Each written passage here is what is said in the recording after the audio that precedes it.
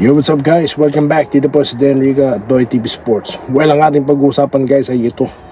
Ang future na panibagong crowd favorite, no? Magiging crowd favorite ng Barangay Ginebra. Okay? Sino yan? Sang-ayon mismo sa head coach. Okay? na si Coach Tim Cone. Yan at mga pa-shoutout po, no? Ang ating pag-uusapan. Bago po yan, salamat muna sa mga makabagong subscribers po ng channel na ito. Maraming salamat. Sa mga hindi pa po, stay tuned lang. Okay? Malalaman nyo kung anong nawawala sa inyo. Kung bakit kayo dapat mag-subscribe kay Doy TV. Alright? So yan po. Maraming salamat pala sa mga subscribers po natin dito, no? Maraming salamat sa support. Alright. So ako po yung nandito, no, sa parking lot. Nag-aantay po ako ng aking kasama dahil tapos na po ang aking trabaho sa araw na ito for this week. At hindi, meron pa pala bukas.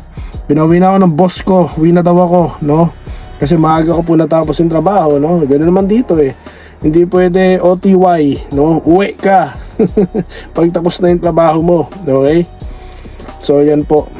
So inaantay ko yung aking kasama, no? Alright? So okay, pag-usapan na po natin ito si Sunny Steel. Dahil nga ito ang kanilang steal, no? Sa drop. Well, legit ano naman po nila yan, no? Tawag dito drafting nila, no? Okay? At simula pa lang po ng draft night, no, yung nakuha nila si Steel, excited na si Coach Tim Cone, no? Bakit? Dahil sa performance niya guys, no, sa draft combine, no, siya nga MVP dyan eh. Okay? Kaya nakita niyo yung mukha ni Coach Tim Cone, excited siya nung draft yung draft pick, ang tawag doon, yung annual draft mismo, yung event na yon. Then yung ngayon din, no, nung in-interview siya sa press conference, no? Okay, in-interview siya ng mga press dyan, ng mga vloggers dyan.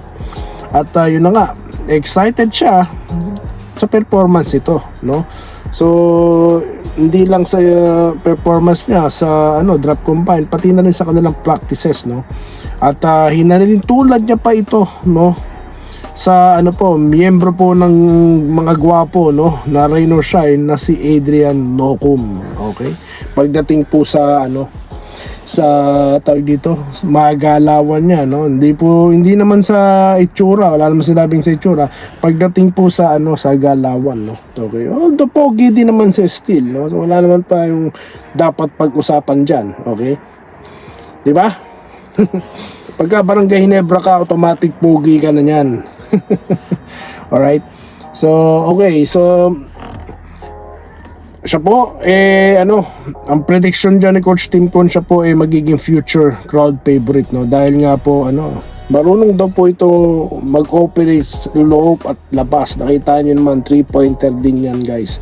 Kaya sabi ko sa inyo, hindi talaga nila mamimiss, no, itong serbisyo ni Malonzo. Bakit? Make exciting player, no? At sabi nga ni Coach Tim Cone, magiging rotational na ito sa kanila. The future is bright, no? Para sa first round pick po ng Barangay Ginebra na si Sunny Steel. Alright. Okay. So, yan po ang ilan sa mga update about sa makabagong rookie ng Ginebra. Magiging prediction ba natin? Magiging ito? Rookie of the year? Well, don't assume, don't expect too much, guys, dahil ganyan din tayo napahanga, 'di ba, ni pangalan nito, si Garcia, 'di ba? Pero alam naman nating lahat na playing time ang kulang sa bata, 'di ba? Pero yun na nga. Ito po mukhang malaki. Hindi naman siguro ganun kalaki, pero they expect something dito at excited na sila for Steel. So I'm sure excited na rin dyan ang mga taga-Barangay Ginebra. Okay? So yan po ang ating update ngayon, no? At kukunin ko po ang pagkakataon para magpa-shoutout, no, sa ating mga regulars, no, yung mga maaalala ni Doy TV. Wag pong wag pong magtatampo yung hindi ko po mababanggit, ha. Alright, patawad na lang po, no? Sa next content na lang po yung iba. Okay, nunahin ko na po si Ma'am Irene Giles, no? Laging nanonood yan. Si Ma'am Minerva Jaba, no? Lagi din po nanonood yan. Okay? At shoutout din po kay Sir Andresito Alantason, si Sir Lawrence Cureg, no? Ayan. Vincent Nava, okay? Si mga Ramil, no? Ramil Gonzaga, no? At si Ramil Raimundo. Ayan, mga solid Barangay Ginebra. Okay?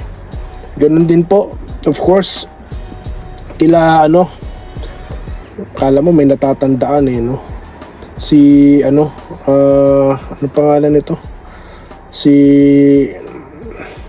Carlito Protasio, no?